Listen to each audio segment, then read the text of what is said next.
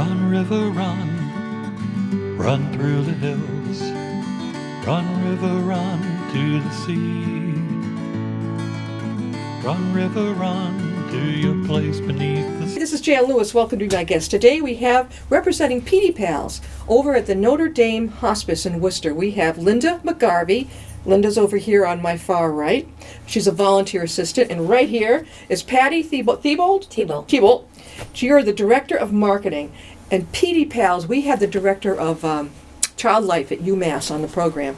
And that's where I first heard about PediPals. And I swear I found your card somewhere. We still don't know where, but I found it. This is fascinating. You're going to see some of these downstairs as you come into the building about the pediatric palliative care. I'm just going to take it away. Go ahead. Tell us what it's about. Well, thanks for having us. Mm-hmm. Really, we're so happy to be here. And I thought I would just tell you a little bit about Notre Dame Healthcare, because a lot of times people are really surprised to hear PediPals and then tie it into Notre Dame Healthcare. We're pretty well known in the city of Worcester for our campus. So Notre Dame Healthcare, we're actually 25 years, and we're celebrating 25 years this year of a continuum of care. So we are more than just a place where it's a philosophy of care that Notre Dame Healthcare brings out to the community. But we do have a campus on Plantation Street in Worcester. Yep, I know it well. And that's what most people know from us. It's a beautiful entrance. It's absolutely beautiful. The Sisters of Notre Dame de Mure, that was, their home. And they had this vision, and they really saw that there was a need for what we all talk about now, aging in place or staying in place. And so our long-term care facility was born from that need. Yeah. It was, necessity. Sure. And then they redid where the sisters were convalescing, which is the large brick building people see sometimes from the main road. Yeah. And that is now our assisted living facility. So we are a place. Yeah. But more than that, as part of that continuum, there was a need, especially, for our mission was to be out in the community and really to help people of all colors, creeds, ethnic backgrounds, orientation, and we just wanted to, as an organization, help those that needed the help the most. Yeah. And so in doing that, we also have an education center, a bridge center, that educates many students in the Worcester area and the surrounding area. We have an area where they can come for classes to learn English. They can get there. It's called HiSET now. It used to be called GED. Yeah. And what's it called now? It's called HiSET. HiSET? Yeah. Yep. Capital H, small I believe, and then an SET. So HiSET. So GED is a thing of the past. Well, yeah, it's just new wording, but it's the same. Okay. Principally, it's the same thing. Got to remember that. And then we also do citizenship programs, and our sisters actually tutor a lot of those students to help them when they're going to be preparing for those tests. She means the nuns, if you're not of the Catholic religion. Okay, not everybody. So we are a Catholic healthcare organization. But everyone's welcome. Which all denominations and all ethnicities and all backgrounds, and we work with the refugee population in that ed center quite a bit to work with that citizenship. But we also bring, for the people that work with our organization, it's continuing education for them, so that they are going to better themselves and stay within our continuum, which is what our goal is. Patty, were you the originator of? We're going to talk with Linda in a minute, but Patty, did you originate the PediPals? So Notre Dame Hospice is part of our at-home division, and so that's where the at-home division really goes out and does all these community projects. So we started a hospice 10 years ago, and then about 6 years ago, in 2012 to be exact, this PediPals is what we call it, started up. But there's actually a program in the state of Massachusetts. We're one of only 3 states that have this program, and it's state funded. It started as a pilot, and it takes care of those kids out there who have life-limiting illness. Yeah. And it really, what is so wonderful about the state of Massachusetts and about, you know, the kind of all the hospitals, like you mentioned, UMass, Children's Dana-Farber, Mass General, like all these really well-known worldwide. They're the known. Children's Hospital in Boston. Oh my God, The people come from all over the world to Ronald access McDonald that House. healthcare. Absolutely. So what happens is, like, all these kids, go there to seek this treatment, or families come for those children to seek treatment. So they're getting the best that is out there. They're being provided with lots of medical interventions, a lot of care. But however, in the system, best intentions aren't always the things that are best practice. Right. So there's a big void there for a lot of the emotional side that families go through. the children. The work for the siblings, what the parents are dealing with, the coping mechanisms. So we have a team of social workers, child life specialists, music therapists. And you have your volunteer, Linda. Massage. And then now, so what Linda will do is talk about how that team, it's an important team. However, our program is expanding. We currently have 110 children on that program, just Are they in living Central there? Mass. They're in there. So they live at home. They're all in their homes all over So Central Massachusetts. you actually go there. Okay. We go Yeah, there. go to the So home. they're in towns all Okay. over Central Mass. Yeah. We currently we got some additional funding from the state of Massachusetts, which is wonderful Yeah. for the first time ever. Because we had 70 kids on the waiting list just Yeah. in Central Mass and the Merrimack Valley area. We're going to be able to take about 40 more of those kids off the list. So now we're up to, if you do the math, we're in the 140s to the 150s. That's a lot of work to be done. Sure. And that's why we lean so heavily on volunteers. Take which it away, is my what friend. Linda's going to take Well, away as my go ahead. volunteer Volunteers. coordinator. Linda They're really important. McGarvey, you are a volunteer over there, and Linda, I mean, God, you actually go into the homes with the children who are in hospice care. Yeah, I think that scares people off a little bit when they hear, going into a situation where there is an ill child. A lot of people, we have about 40 volunteers right now that do hospice and veterans and all of that. And when we mention PediPals going to the home where there's a sick child, I think people get a little bit nervous about that. But the interesting thing is that these families really need somebody to spend time with the siblings as well. So you can just imagine a family that on a day-to-day basis is dealing with this challenge with the sick child that needs a lot of attention. And the siblings, well, they might not get as much attention. Exactly. Just because there isn't enough time in the day. Yeah. So the volunteer is really critical because the volunteer can go in and spend time maybe with the sick child, reading, watching movies, whatever is appropriate for that child, or they might be spending time with the siblings. Yeah. So they might play games with them, watch TV, play sports, help them with their homework, maybe make cookies. But these are people that really need our help. And so I'm hoping that, there are some people out there that are thinking, I'd love to do something as a volunteer. What can I do that would be really meaningful? This would be so How long have you meaningful. been doing this, Linda? I was a volunteer for 5 years, a hospice volunteer, and now I actually work for Notre Dame. Yep. I work with Patty and the team. And so my job is really to recruit the volunteers Yeah. and, to How help can they them. do that? Tell them how they can do that. First of all, can they get a hold of both of you? Tell the audience how they Well, can. you can go to our website, NotreDameHealthcare.org, and just click on, I think, it says Support volunteers us. right there. Yeah. Yep, so you'd be able to get to us that way, or you can call over at Notre Dame. You can call 508-852-5505 and just say you're interested in volunteering. And we will be happy to give you all the information and application. And the other thing that's important, I think, for people to know is we have extensive training. So we're not Yes. really just going to take you and send Yeah, you out. that's I cannot important. picture just walking right into it. Right, so Yeah. there'll be Right. lots of training before you actually are matched up with a family. Do you do the training, Linda? No, I don't do the training, but we have a volunteer coordinator that does the training. Yeah.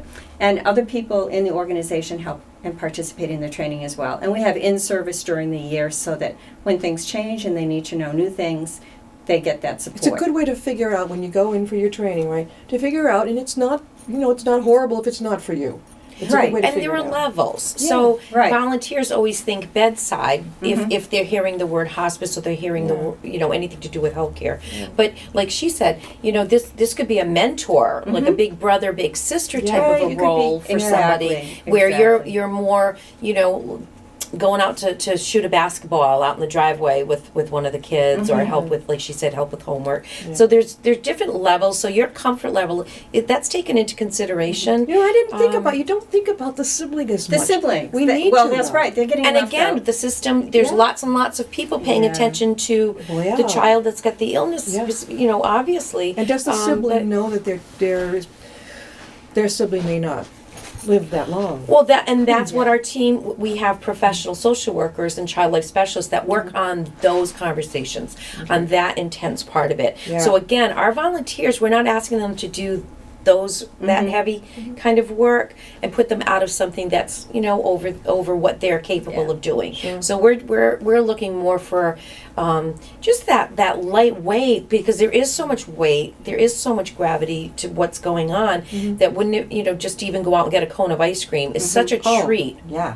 for a And child. also, it's like a respite period for the parent. Exactly. It- I was just going to absolutely. say, think about mom. Maybe Yeah. she'd like to jump in the shower. Yeah. You know, so you spend time with the children, and that gives her an opportunity. It's like such a gift. How often can a hospice volunteer do it? Go and visit? Most of the volunteers go, I think, on an average about once a week to visit with their patients. And we just work with your schedule. So it's whatever you can give. How many because, hours do you think, generally? It depends. Again, but an hour. I think that's what's so an great about hour our organization is Yeah. that a lot of organizations, if you're going to volunteer, there's very specific guidelines about how much you have to volunteer and when and all. We don't have that. We really don't do that. No. We really look to find out What's comfortable? where are Yeah. you at? We meet Yeah. you where you are, and Sometimes volunteers will spend longer than an hour with a patient. Yeah. Or less, and it depends on the situation. Maybe the patient's tired that day, or you know, they don't need someone to stay that long. Yeah. But you know, the volunteers to us are just priceless because They really they are are. giving the gift of their time, Yeah. and that is a priceless gift. Are you hooked in with all the local hospitals? So the hospitals, like especially like UMass, which Yes. they know Yes. you're there and they can refer the Yes. parents and all. yes. Oh. That's why there's a waiting list, and we feel like that waiting list possibly could be bigger. I think when they know there's a waiting list, we maybe stop hearing, you know, maybe they don't refer as often. But now, and again, it is part of our hospice, but this is palliative work that we're doing with these kids, because life-limiting illnesses aren't necessarily the acute. There are some acute situations, but these aren't always.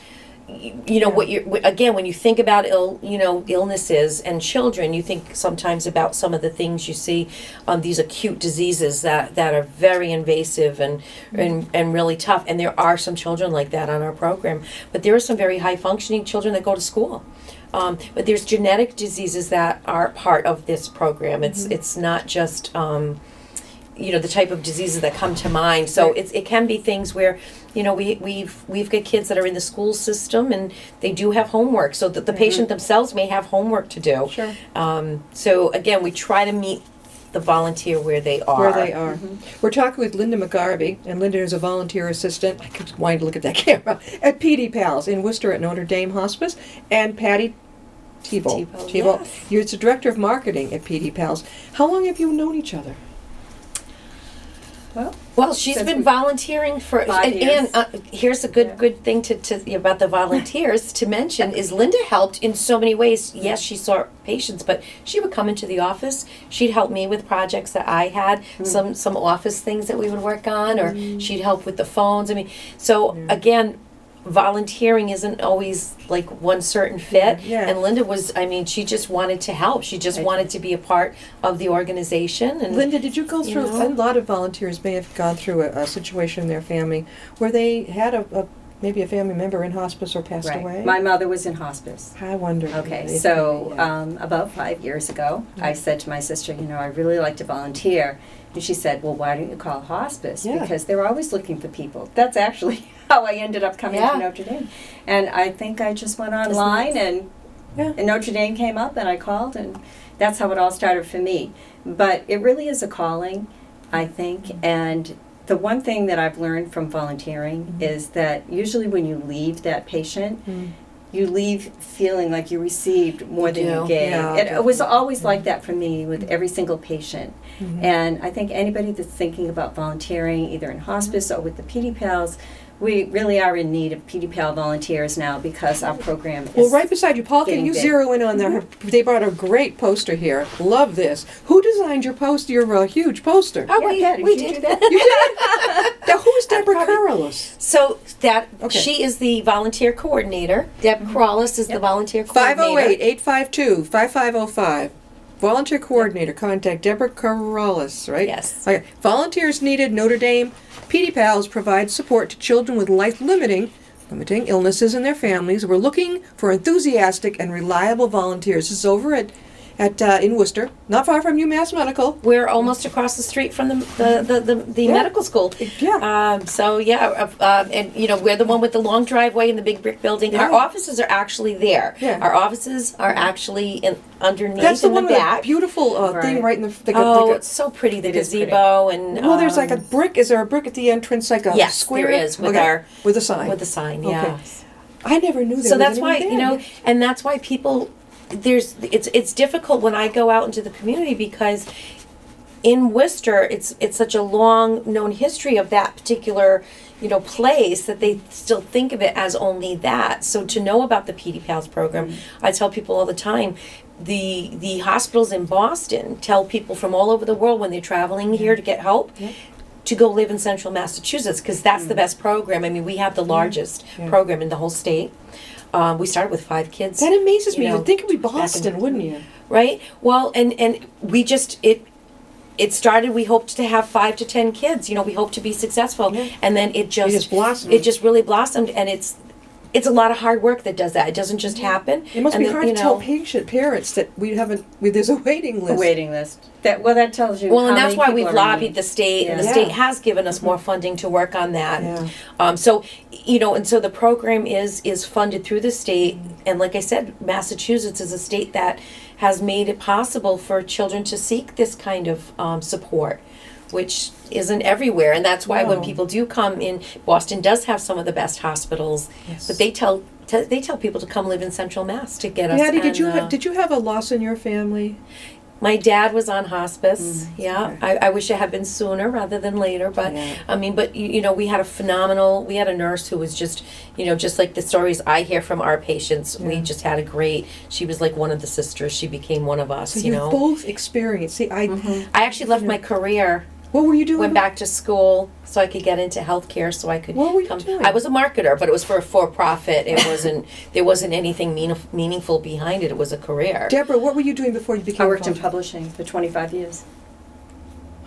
Yeah. Look at this. That just shows you that you can be from any working background and be a volunteer in hospice. And it's also, they do the hospice, obviously, for adults as well. But PediPals is focused definitely. You'll see this pamphlet downstairs at the Upton Town Library and the huge bulletin boards down there. Who drew the little picture? One of the kids? Oh, Or was yes. it one of you? No, it was. It was one of our kids. But- Our Christmas card last year was drawn by one of our kids Oh, too. So we that's often great. use Oh. their input on a lot of what we do. Yeah, look at the rainbow and all this. Oh, We yeah. have Halloween parties for them. Volunteers could be somebody that literally helps us for just the parties. The event together. You know, just the event. We have Halloween. We try to do a spring festival. Do you get dressed up for Halloween? Why not? I know, yeah, that's cool. Yeah, there was a Jungle Book theme this Yeah. year, you know, but like things like that. So again, I'm putting that out there to say it's that's considered volunteering. Yeah. Even if it's Yeah. You So know? let's say a family's over at the UMass, and they're at the Child Life Center there, and they have a child that would really benefit by PediPals. Right now, would they have a bit of a wait? Or no? Actually, that would depend. So we are working on getting those The grant, those yeah. kids off the waiting list. And quite honestly, if there is somebody who's in an acute situation, Yeah. room is made Yes. to the best of our ability. I mean, Yeah. there's also, again, and this is why they're connected to a hospice and why they're connected. Why we as Notre Dame Healthcare has been successful. The fact that we are a Catholic healthcare organization, and again, that's not the denomination. It's more the it comes from a place of purpose. Mhm. It comes from a philosophy of care. But everyone's welcome. And so it's more about taking care of those who need you to take care of them, Right. regardless. Yeah. And so if somebody needs us and there is something going on, we find a way. Exactly. We find a way. Linda, what would you say being on this is the hardest part for a volunteer? To buck up and just get through and just to how do you separate your mind from your heart?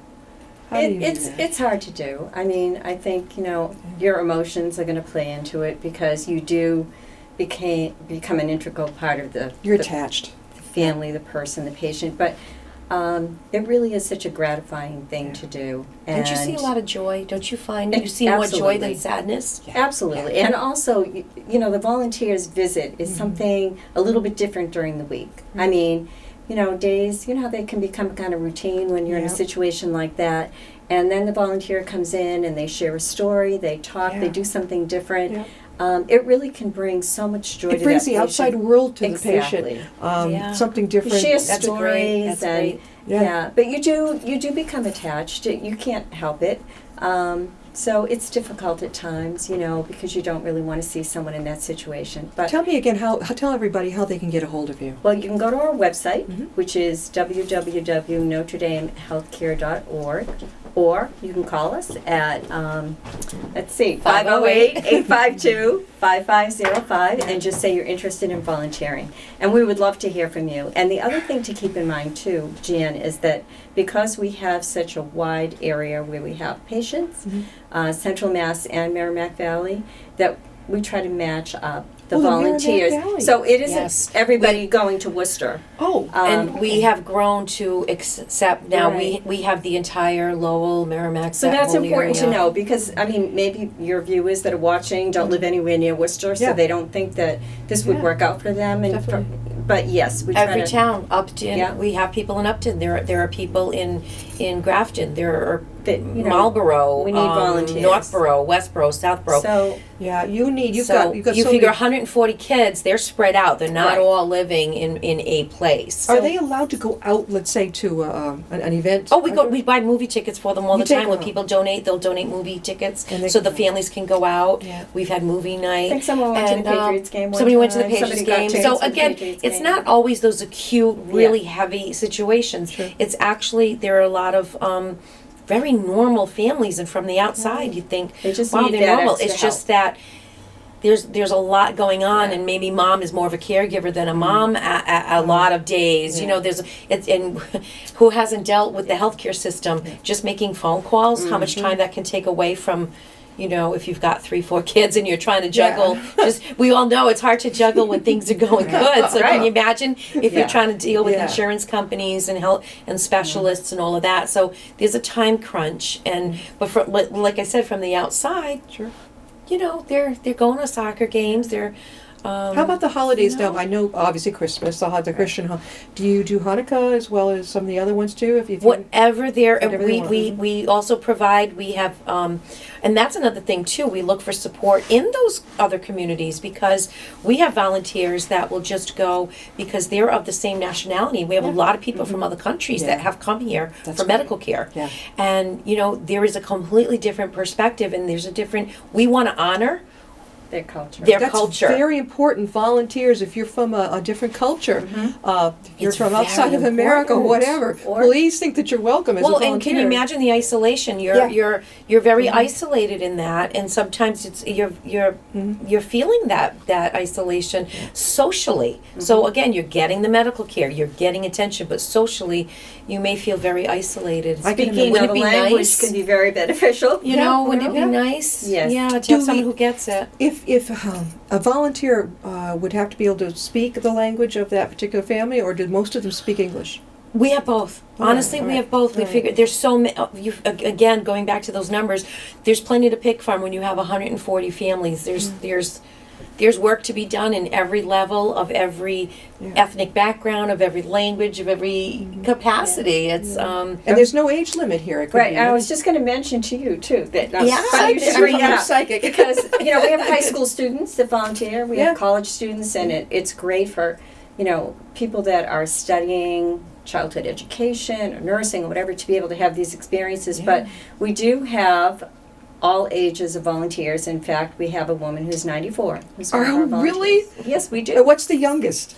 High school. I think 17. Oh. We have someone Yeah. coming in How the about office right how now. about right across the street is the med school? Do you have? Is that part of their curriculum? Do they have? They need to. So yeah, and we do internships. Yeah. So because we're nonprofit, we really I don't know what we would do if we didn't have these relationships with internships. Yeah. So yeah, college age is really nice, especially if that's their. Yeah. They learn a lot. You know, take if a that's medical what they're- student who graduates over there at the medical school and gets their MD, and then they begin to do the 3 or 4 years of residency, and they really have a pretty good idea by then what they want to focus on.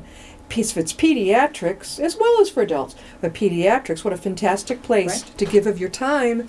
I think I meet a lot of residents over there. Very often a resident will come in before you're attending, but that's the drill. Sometimes you get a cute medical student who will come and say, do you mind if the med student comes in? I would, no. I mean, good Lord, in a few years they may be waiting on us, right? Yes, bring them on, What's love to hear from anyone that really anybody. would like to look Tell into us again. this. We got about 2 minutes Oh, left. How they can boy. reach Well, you. make sure you call us if you want to volunteer, 508-852-5505, or go online, NotreDameHealthcare.org, and just get in touch with us and let us know you're interested in volunteering, because we really do need your help. And it's just a wonderful and gratifying experience. I think if you try it, you'll find out that there's so much more to it than maybe from the outside looking in. Yeah. It's not just bedside. If it's you're a journey. And we laugh like these kids. I can't even tell you how many times I've rolled around on the ground, playing and color patch, with the young ones and with the older ones. They actually these kids have done some really neat things. Have met some people. We had a child met Barack Obama, and he brought us pictures, and we get to talk. And so there's a lot of play involved too, neat. which can bring it up to a happier time. Exactly. Very much so, actually. Positive, They have a lot of fun. Our child life specialist, our music therapist goes in, and there's a lot of fun to be had. Thank you so much. We'll have you back. Thank this you isn't so the end of the much world. for You having definitely us. could come back on. This is really great. Again, if you want to Thank you. volunteer for PediPals over at Notre Dame Hospice in Worcester, we've been speaking with Linda McGarvey. She's a volunteer assistant, and Patty Tebow, right, director of marketing. They'll tell you where it's at, and if you want to go over and have the training, you don't have to work bedside. You can certainly be like a playmate. You can do something happy. You can read. You find out where your niche is, and they'll go with your niche, right? Exactly. Whatever you feel comfortable with. If you're not particularly comfortable with a lot of the medical aspect, don't worry about it. Right. They'll take care of, make sure that you're matched very, very well. So whatever custom, whatever religion, feel free. And we'll see you next time and be my guest.